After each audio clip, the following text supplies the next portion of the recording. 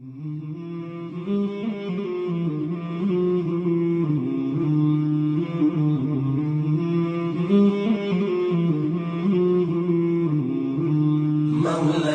صل وسلم دائما ابدا على حبيبك خير الخلق. کہ یہ پاک عرب کو قائم کرنے کے لیے انہیں کتنے ملین اور بلین روپیز کی درکار تھی، اور یہ پیسہ انہوں نے چند لوگوں سے جمع کر کے لیا ہے، تو وہ کہیں گے ایسا نہیں ہو سکتا. اتنے ملین اور بلین روپیز کے لیے بھی نیڈ اے فائنینشیل سسٹم. اور دوسری بات یہ ہے کہ فائنینشیل انسٹیٹیوشنز موجود ہیں. ظاہر سی بات ہے، جب تک ہم اس فائنینشیل انسٹیٹیوشنز کو شکست نہیں دے سکتے، جب تک کہ ہمارا ایک الگ سے انسٹیٹیوشن موجود نہیں ہوگا. اگر ہمارا انسٹیٹیوشن موجود نہیں ہوگا اور لوگ انڈیویجول ہوں گے، تو ہم اس فائنینشیل انسٹیٹیوشن کو شکست دے کے اسلام کا غلبہ نہیں کر سکتے. وہ لوگ جو کہ چاہتے نہیں ہیں، جن کا کوئی وہ نہیں ہے کہ بھئی غلبے کی کوئی ضرورت نہیں، نماز روزہ حج زکوٰۃ ہم نے کر لیا ہے، یہ بہت ہے، ہمیں جنت میں لے جائے گا، تو ان کے لیے تو یہ کوئی بات ہی نہیں ہے. خود ٹھیک ہے، کہتے ہیں کہ بھائی کوئی مسئلہ نہیں، میں تو سود نہیں لیتا، میں تو کوئی کاروبار نہیں کرتا. مگر اگر سب لوگ کاروبار نہ کریں اور سب لوگ نہ کریں، تو یہ مسجد، مدارس اور جہاد اور یہ تمام ہماری اسلامی سیاست، اس کو فائنینس کون کرے گا؟ میں کروں گا، جو 100 روپے زکوٰۃ نہیں دے سکتا. بمشکل تمام بچت میں سے جو نکلتا ہے 1000-2000 روپے. تو we need a financial institution. But that should not be the part of this institution. That should be the separate. اسلامی بینکنگ کا مسئلہ یہ ہے کہ انہوں نے اسلامی تمویلی آلات کو، اسلامک فائنینشیل انسٹرومنٹس کو سرمایہ داری کے اندر پیوست کر دیا، اور حلال اور حرام کی انفرادی فقہ کو یا انفرادی فتوے کو اجتماعی عمل میں لگا دیا. ٹھیک، اب آپ یہ کہیں کہ وہ جو ہے شراب خانہ موجود ہو اور اس میں لوگ کہیں کہ یہاں زمزم موجود ہے، تو زمزم کے اوپر تو کوئی نہیں دے سکتا نا فتویٰ کہ زمزم غلط ہے. شراب خانے پہ فتویٰ لگے گا. تو ہم کہتے ہیں سرمایہ داری کے مجموعی نظام پر ایک فتویٰ لگے گا کہ سرمایہ داری ایک کفر کا نظام ہے، جس کا مطلب ہی، جس کا دنیا میں آنے کا مقصد ہی ایکومولیشن، تکاثر، الہاکم التکاثر حتی زرتم المقابر.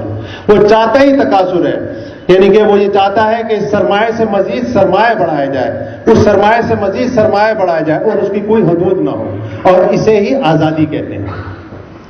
وہ دنیا کے اندر آزادی کو فروغ دینا چاہتا ہے. Freedom is nothing but the capital accumulation. کیونکہ فریڈم آپ جب تک حاصل نہیں کر سکتے جب تک کہ آپ سرمایہ پہ آپ کا قابو نہیں ہو. جتنا سرمایہ پہ قابو ہوگا اتنی ہی نفسانی خواہشات آپ کی پوری ہوگی. تو سب سے بڑی مسئلہ یہ ہے کہ ہمیں اپنا ایک الگ فائنینشیل انسٹیٹیوشن کھڑا کرنا ہوگا. وہ فائنینشیل انسٹیٹیوشن کے کیا خواص ہوں گے اور وہ کون کھڑا کرے گا؟ جب آپ کہتے ہیں علماء وارثین انبیاء ہیں، تو ہمارا ڈیلیما یہی ہے کہ ہم نے ہر جگہ قیادت غیر علماء کے ہاتھوں میں دی ہوئی ہے. اور اسلامی بینکاری کا سب سے بڑا مقصد وہ یہ ہے کہ علماء اس کے ایڈوائزر ہیں اور اس کو چلانے والا سرمایہ دار ہے. تو وہ جب ڈیسیشن لیتا ہے تو وہ دیکھتا ہے کہ فقہ کی کون کون سی چیزیں اس کے مطلب کی ہیں، اس کو لے لیتا ہے. باقی چیزوں کو، جتنے بھی قانون ہوتے ہیں، ان کو وہ صرف کتابوں کی حد، صرف ایگریمنٹ کی حد تک رکھتا ہے کہ یار سائن کر دینا، باقی ٹھیک ہے. اس پہ امپلیمنٹیشن نہیں ہوتا. وہ جس سے امپلیمنٹیشن ہوتا ہے اور جو سرمایہ کے اگینسٹ نہیں ہوتے وہ چلتے ہیں.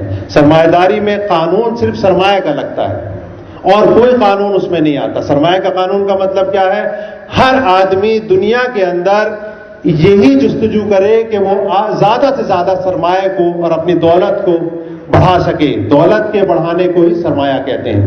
اب وہ مزدور بھی ہو سکتا ہے, امیر آدمی بھی ہوتا ہے, کیونکہ خواہش سب کی ایک ہی ہوتی ہے کہ جب میں پیدا ہوں اور انتقال ہوں تو میرے پاس دولت کے انبار لگ جائیں, لگے نہ لگیں. تو یہ سرمایہ دارانہ سوچ ہوتی ہے. اسی سوچ کے اوپر انہوں نے فائنینشیل انسٹیٹیوشنز کو کھڑا کیا. تاریخ میں فائنینشیل انسٹیٹیوشن منی مارکیٹ کبھی بھی نہیں تھی. پروڈکشن مارکیٹ تھی, منی مارکیٹ کا کوئی سوال ایک بھی پیدا نہیں ہوتا. آپ بتا دیں, کسی بھی علماء سے بتا دیں کہ منی مارکیٹ کا کبھی کوئی ذکر ہے. ابھی بیڈیلے صاحب آپ کو بتا دیں گے کہ وہ بھی لیگل ٹینڈر نہیں ہوتا ہے. کرنسی جو حکومت چھاپتی ہے وہ بھی حکومت کی ایما پہ نہیں ہوتا. سونا کوئی بھی دے دے حکومت سگنیچر کر کے, that will be part of that. تو we need a financial institution جس کے قائدین علماء کرام ہونے چاہیے.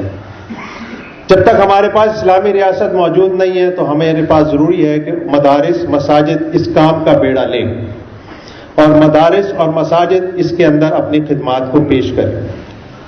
جو ہمارا ادارہ ہو وہ دو کام نہ کرے. یہ بات بڑی اچھی طریقے سے یاد رکھیں کہ جب آپ فائنینشیل مارکیٹ کے اندر آتے ہیں, and that is the argument with me to Mr بڈیلو, that there will be never be a profit in that institution. آپ چاہے کرنسی کا کام کریں, چاہے فائنینشیل مارکیٹ کے اندر آپ ڈپازٹ کا کام کریں اور لوگوں کو قرضہ دیں, اس میں جو فائنینشیل انسٹیٹیوشن ہے اس کا کام یہ ہوتا ہے کہ وہ منی ایک سے لیتا ہے اور دوسرے کاروباری کو دے دیتا ہے. یہی کام ہے نا فائنینشیل انسٹیٹیوشن کا. ایک سے پیسہ لیا, جس کے پاس زیادہ ہے, سیونگ ہے, اس سیونگ کو اس نے اپنے پاس رکھا اور تیسرے آدمی کو دے دیا. یہ بیچ میں کیوں آیا؟ یہ بیچ میں اس لیے آیا کہ یہ ان دونوں کا اعتبار نہیں ہے آپس میں,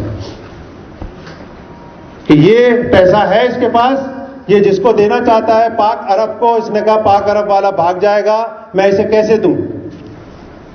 تو اس میں جامع دراسات بیچ میں آ جاتا ہے.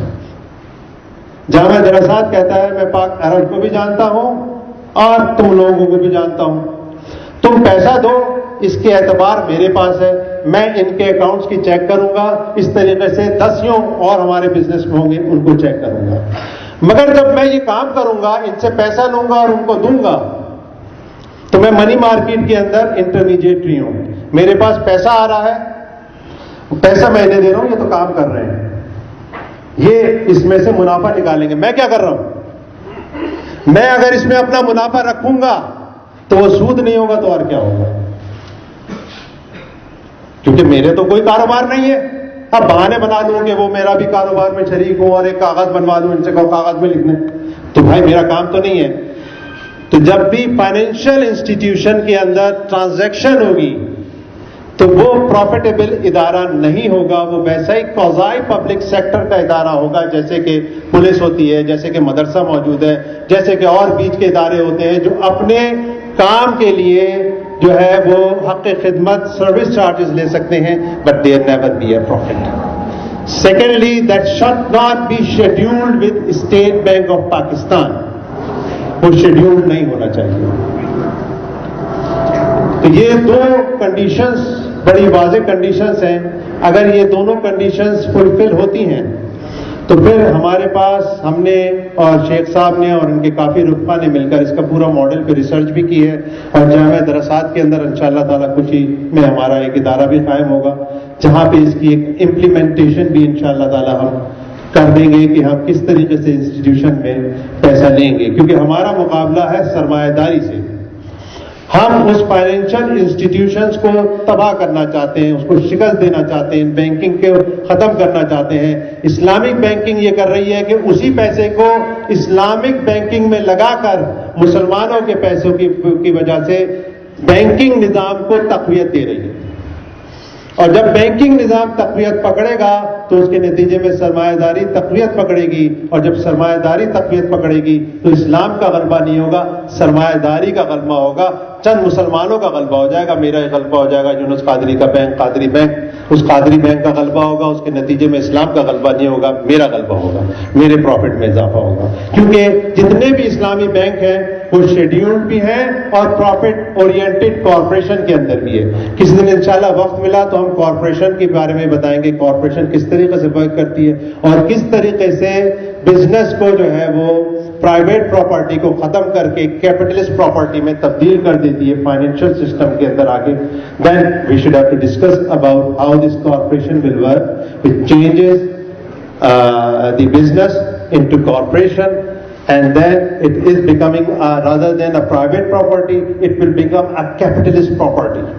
اور پراپرٹی کیپٹلسٹ پراپرٹی کا مطلب یہ ہے کہ دنیا کے اندر جو کارپوریشن کا ایک آپ کو یہ چھوٹا سا ہم بتا دیں, کارپوریشن وہ ہوتی ہے کہ جو کہ انلسٹڈ ہوتی ہے اور اس میں شیئر ہولڈرز ہوتے ہیں 1000 500 600 200 اور وہ مالک گردانے جاتے ہیں اور وہ ڈیسیشن میں کوئی حصہ نہیں لیتے.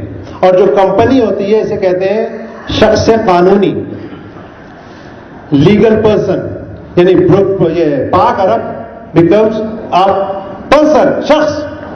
اب کیونکہ آپ کو مقدمہ کرنا ہوگا تو آپ کس پہ کریں گے, اس کا کوئی مالک تو ہے ہی نہیں. اب یہاں پہ تو ہوتا ہے مگر آپ جب کارپوریٹ بن جاتے ہیں تو اس پہ کوئی مالک نہیں ہوتا, 1000 آدمی پہ تو نہیں کریں گے, پاک عرب اس کا مالک بن جاتا ہے اور اس کو چلانے والا مینیجر ہوتا ہے, وہ ڈیسیشن لیتا ہے.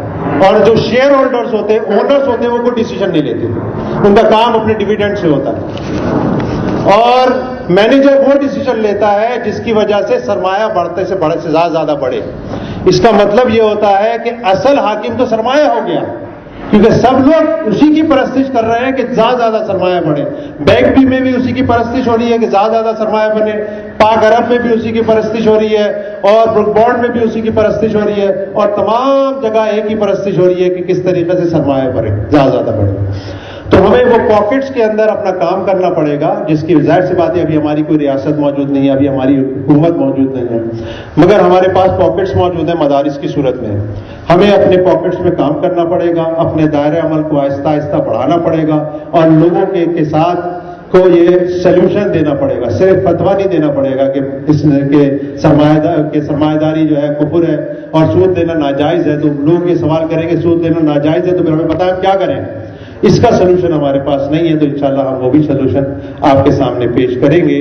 وآخر دعوانا ان الحمدللہ رب العالمین.